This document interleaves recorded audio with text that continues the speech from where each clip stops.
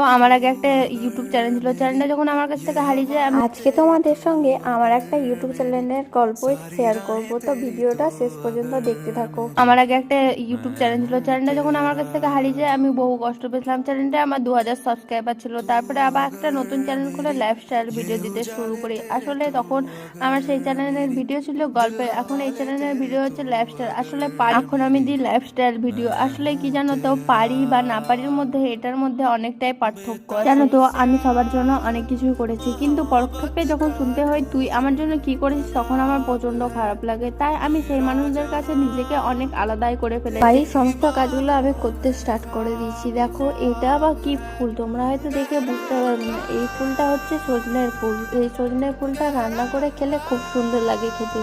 ফুলটাকে ভালো করে বেছে নিয়ে শাকটাকে কেটে নিয়ে বালতিটা নিয়ে চলো, বালতিতে জলটা ভরে নিয়ে গোবরটা নিয়ে এসে গুলে নিয়ে তারপরে গোবরটাকে ভালো করে গুলে নিয়ে উঠোনটা দেখো ভালো করে নেপে দিলাম। তারপরে তো আমি স্নান করে নিলাম। স্নান করা হয়ে গেলে ঠাকুরটাকে প্রণাম করে নিলাম।